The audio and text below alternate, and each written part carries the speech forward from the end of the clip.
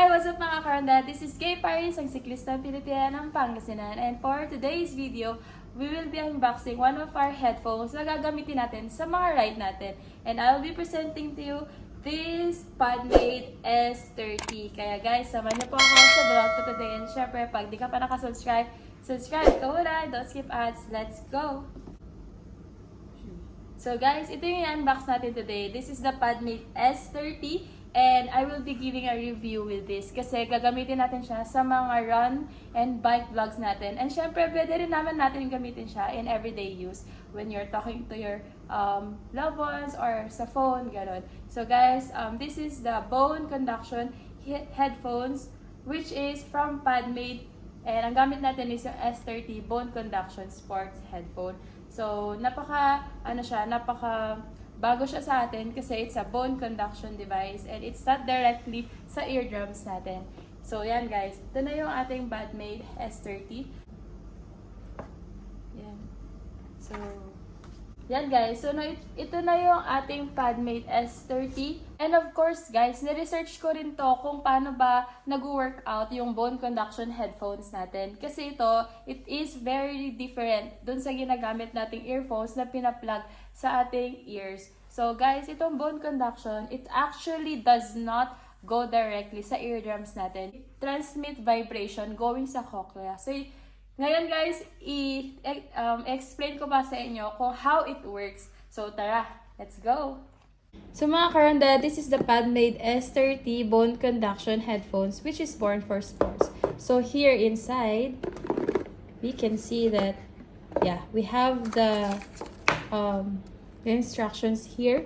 It says here for quick guide that it has an on and off, push and play, pause and play, answer, and hang up.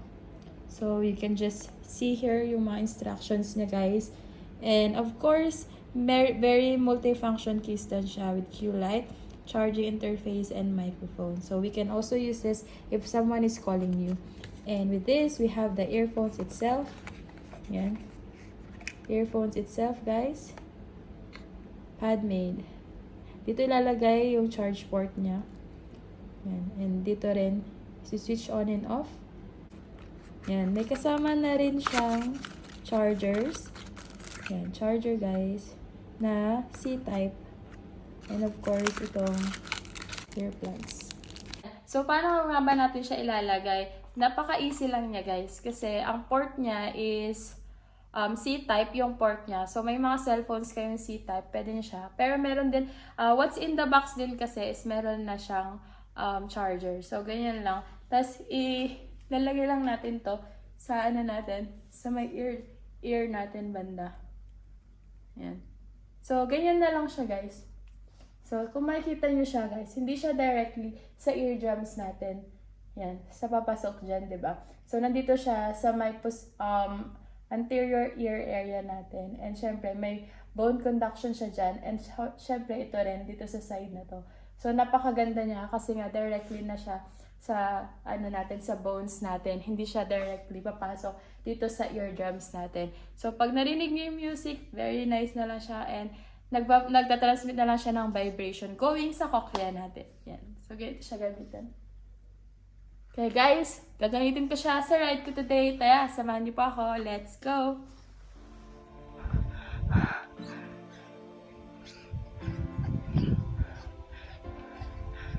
Ano ng buhok ko? What's up mga karanda? We're using the Podmate earpods. Yan.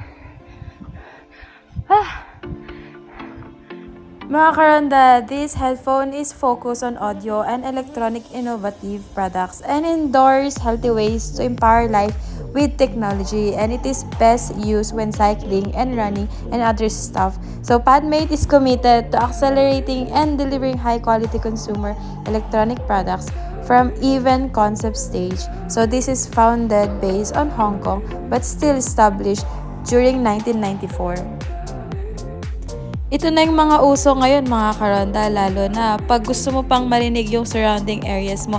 Syempre, tayong mga siklista, ayaw naman nating mas mag-focus sa music pero gusto pa rin nating maging aware sa environment natin para safe pa rin tayo.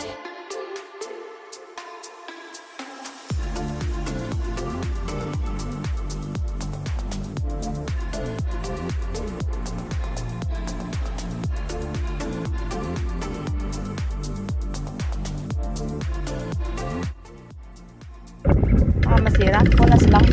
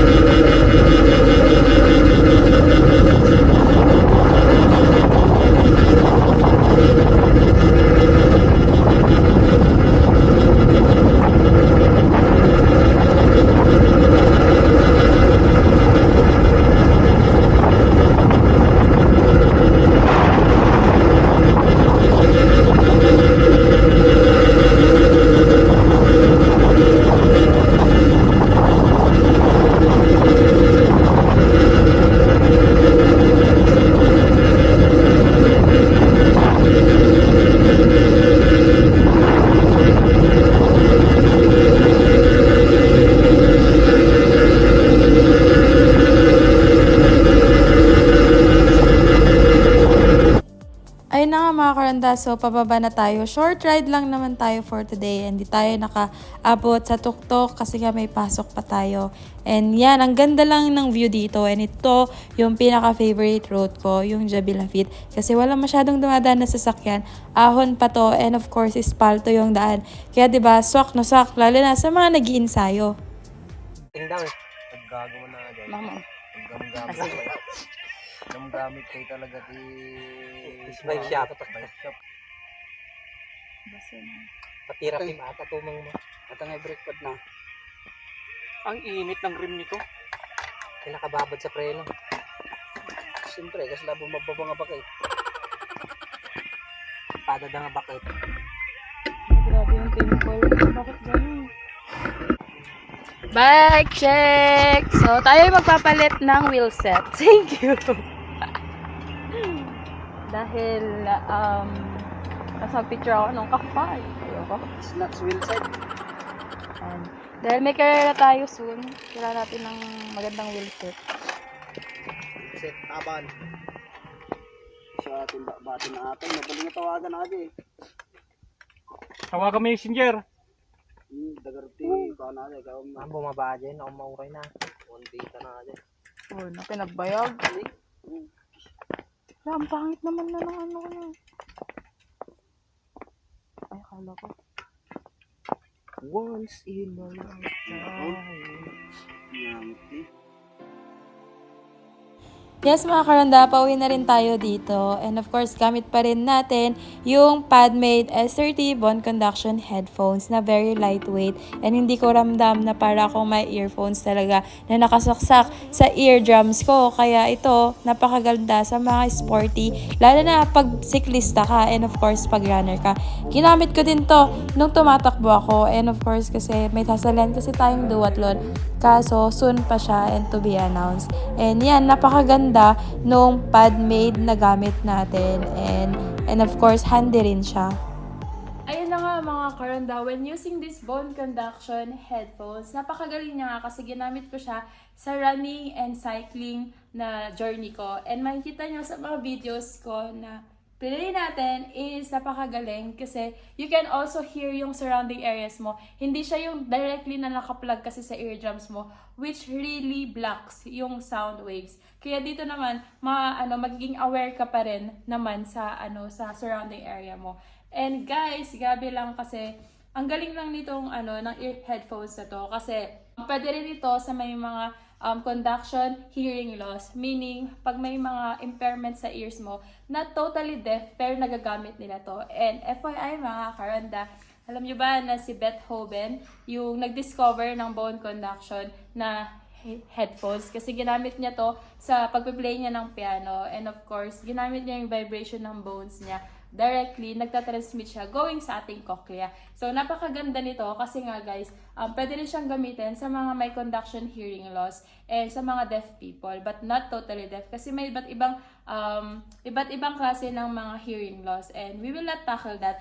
Pero this guys, which also protects yung eardrums natin. Kasi 'di ba, nagpa-plug din siya. Pag plug mo kasi yung ears mo doon sa may eardrum na magta-transmit pa siya sa eardrums, may tendency na nabablock talaga siya. So hindi mo narinig yung buong surrounding area mo. Kaya ito naman yung bone conduction, very nice na siya kasi transmitted siya throughout yung skull and vibration na siya, transmit siya sa may cochlear area mo. And ginamit ko siya sa running and cycling journey ko. Napakaganda kasi nga guys, actually naririnig ko pa naman yung surrounding areas ko. Pero at least may music tayo, 'di ba? And of course, gaganahan ka talagang mag-ride kapag may music nga naman. And of course, kapag solo ride ka or kapag nagso-solo travel ka or runs, 'di ba? Mas maganda na may music kasi we cannot live out naman sa music, 'di ba? Kasi music gives color to our lives, especially to our journey as a cyclist and as a runner.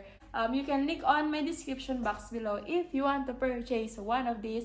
And of course, you can also use my code, which is here in my description box below. And I highly recommend this Padmate S30 Bone Conduction Sports Headphones, which is recommended to all cyclists, duathlete, triathlete, and of course, to all runners. And yun na mga karanda, I hope na may natutunan po kayo sa vlog natin today. And syempre guys, if you have any question, you can comment down below.